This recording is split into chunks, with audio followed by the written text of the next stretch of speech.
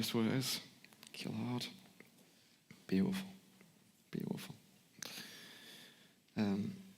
Okay, this morning I want to use some clips from a film, Encanto, to share some thoughts with you. I'm going to show you 5 clips in total.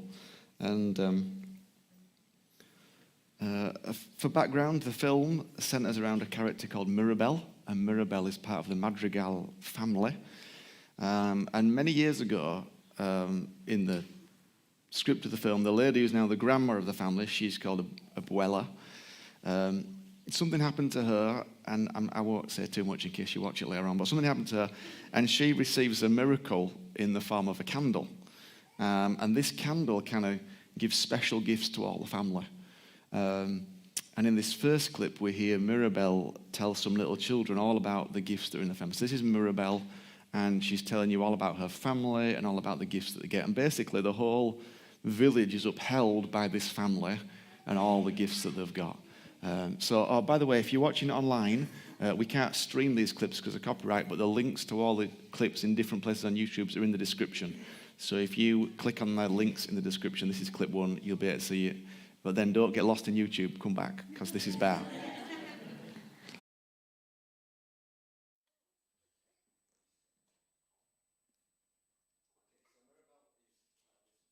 Family were incredibly gifted, and each of them has a special gift that everyone knows, everyone can see. It's really obvious, except Mirabel. And as we'll see later, when Mirabel has a gift ceremony, nothing seemed to happen. She didn't get an obvious gift like everybody else.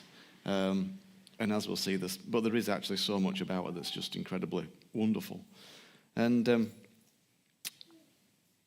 of course, it's very easy to look around, just like most of the people in the village, and Mirabel herself, and see what everybody else has got and what they can do, and then look at what you don't have and all that. But what I love about this film, and in particular about Mirabel, is that she doesn't do that.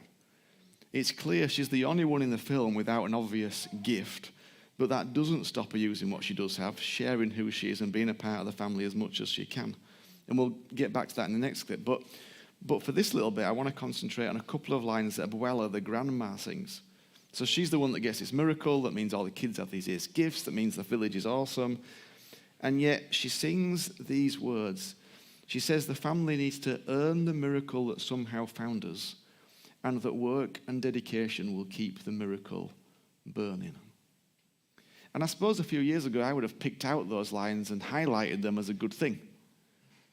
But these days, I'm realizing it's perhaps not so much a good thing.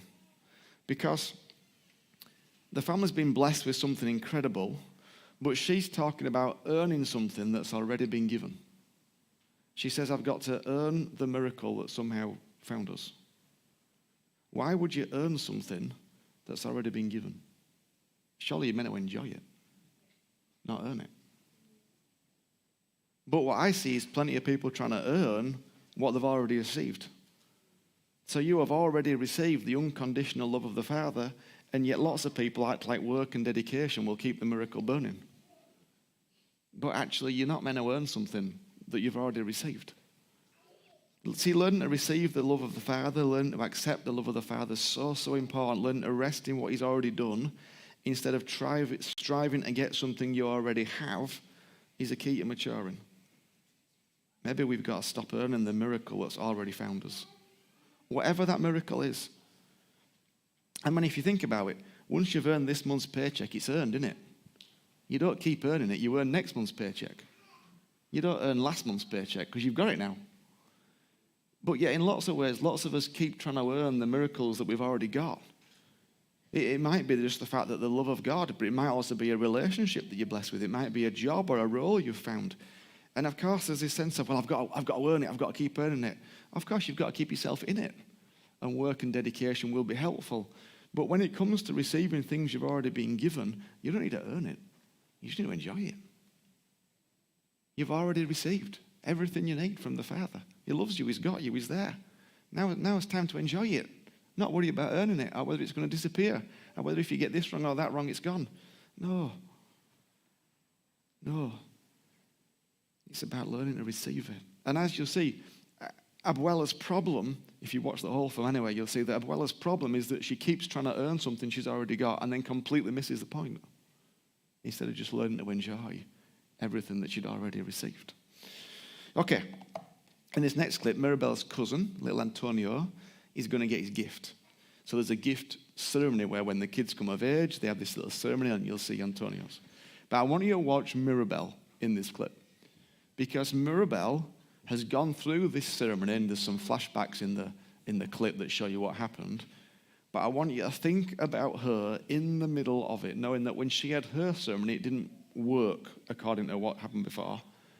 But as well as watching what happens with Antonio, I want you to watch the heart of Mirabel and think about what it might mean for her to do what she does. All right, mate, thank you. Clip 2.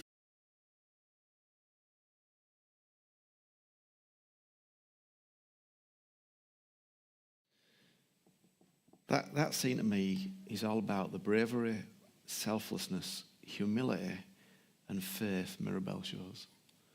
In many ways, I think it speaks for itself, that clip, because earlier on in the film, you see Antonio and Mirabel are really close friends, and we see the way that Antonio wants Mirabel to help him.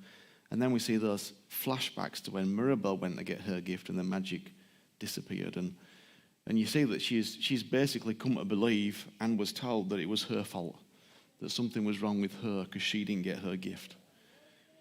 So just think then, this moment then is going to prove it one way or another. Because if Antonio doesn't get his gift, well, the magic knot's working. But if Antonio does get his gift, it must be something wrong with her. So think of the bravery when Antonio holds out his hand and says, "Come and help me," and she walks down with him. Probably thinking, maybe it's me. Maybe I'm the one that's at fault. Maybe I'm the one that's got it wrong. Maybe there's something wrong with me. I think would you even be there? Would you even be in the room? Would you even be present? Wouldn't you be hiding somewhere out of the way? But instead, she's front and center. And Antonio holds out his hand and says, "I need you." And she offers herself in front of all those people. She chooses a path that reminds her of something deeply painful, probably worried that she'll make it go wrong, but does it out of this deep love for him. I find it incredible. And then she sees somebody else get what they want, which is heartbreaking for her, but beautiful for them. Don't tell me that ain't like Jesus. I mean, it's incredible. She's absolutely incredible. The heart of this girl is utterly incredible. Can you imagine what that time must have been like? To even put herself in that situation and be present is incredible. It is ultimate self-sacrifice. And yet she does it. And then they kind of have a little party, and then they all get together to the family who've got all the gifts, and of course she's not in the picture. And then at that point, she sings this song. Have you got that next?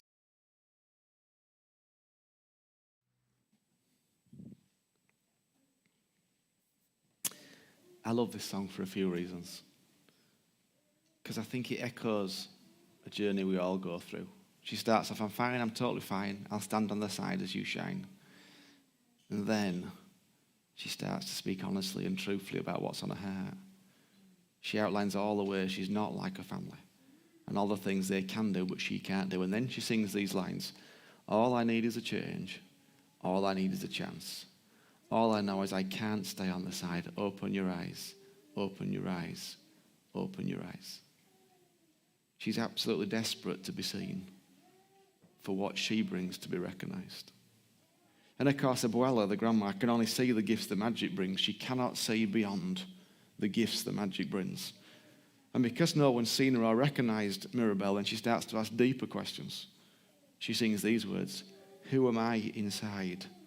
So what can I do?" Who am I inside? And what can I do? Which, of course, is a question we all ask. And many of us fall into the trap of the Madrigal family and start looking at gifting for what we can do. We want to do this, do that, do the other. But of course, when Jesus answers that question, it's all about relationships first.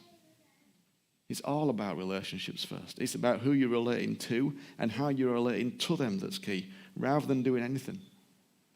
Our society and our culture is absolutely hung up on what you're doing and what you're achieving. But no, I think Jesus is much more hung up on who you're relating to and how you're relating to him. Because who you are, of course, it's about your identity, but everything you do has got to flow out of that. And your prime identity is a son and a daughter to the Most High King. That's who you are, first and foremost. That's who you are on the inside, and it's the only thing that really matters.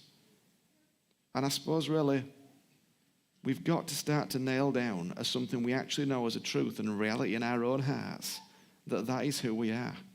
Because nothing in this world will tell you that it'll be judged on everything external. But until we actually start to know at some deep depth, deep in our hearts, that no matter what goes on, no matter what good things and bad things, we are sons and daughters of the King, we'll struggle hugely. And of course, once you know that, then you can live that out, because that's what we're meant to do. We're meant to find out who we are and then live out of that, not live out of something and try and work out who we are. As the film moves on, we see the magic starts to fade a little, and some of the family members don't seem to be able to operate in their gift as much as they used to. And then they start to ask some questions about themselves. And again, it's this place where you used to be able to do something and now you can't. And that causes you to ask all sorts of questions. And that happens as you go through all the seasons of life. There are things you used to be able to do that you can't do. And this is happening to her sister, Louisa. And everybody in the film knows that Louisa's strong, but what we see is that her whole identity has become wrapped up in a gift. And then when the gift starts to fade, she has this incredible crisis. This next, I can't be of service. Who am I if I can't carry it all? Under the surface, I think about my purpose. How can I somehow preserve this? Who am I if I don't have what it takes? The whole film is about identity. And it's about whether we love and accept people for what they can do or who they are. And this song is all about one girl trying to work that out.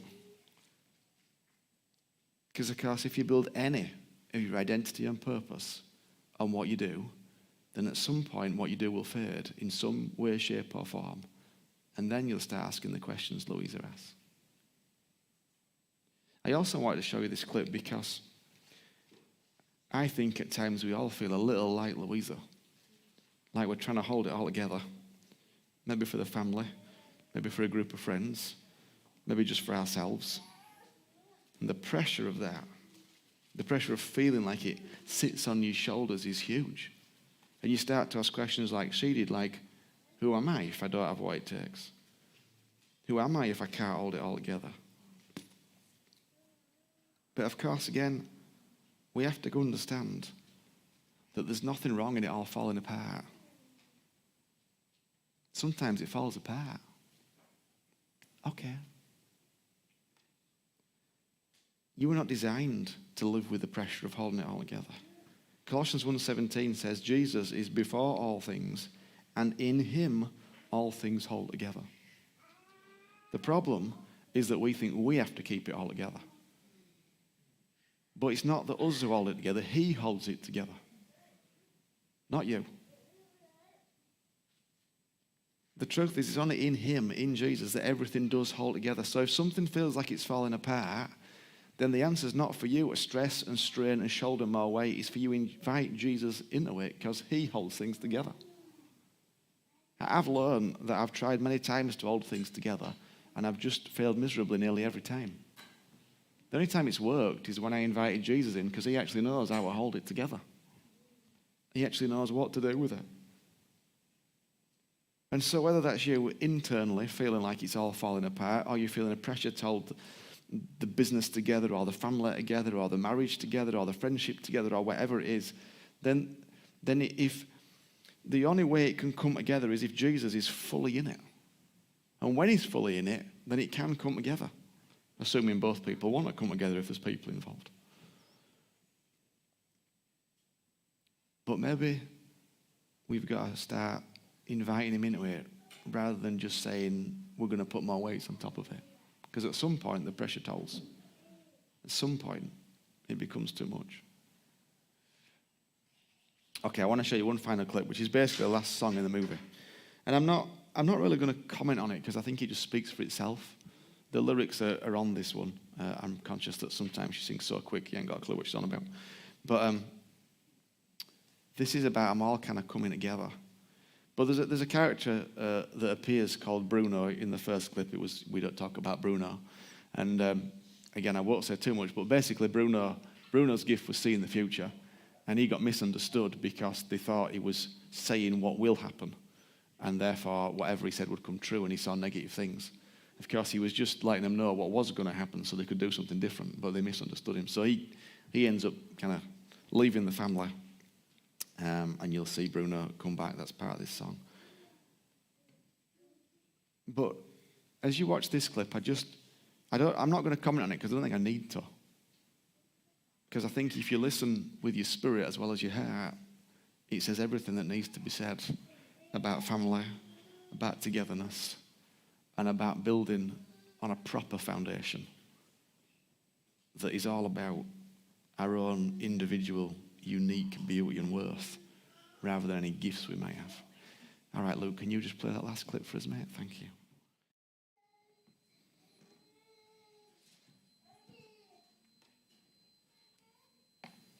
Beautiful, isn't it? Just beautiful.